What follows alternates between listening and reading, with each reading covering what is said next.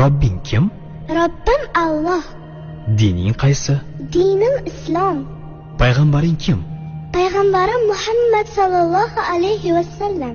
Kitobing qaysi? Kitobim Qur'oni Karim. Tilaging nima?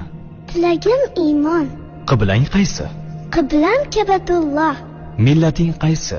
Ibrohim Halilulloh millatidanman. Kimning mazhabidansan? Imom Azam Abu Hanifa mazhabi. Do'stlaring kim? Do'stlarim chahor yorlar. Ular kimlar? Abu Bakr Siddiq, Hazrati Umar, Hazrati Usmon, Hazrati Alidir. Qachondan beri musulmonsan? Al-Misoqdan beri. Al-Misoq nima? Alloh taolo ruhimizni yaratib, ulardan va'da olgan kun. E'tiqoding qaysi? Ahli sunna val jamoa e'tiqodi.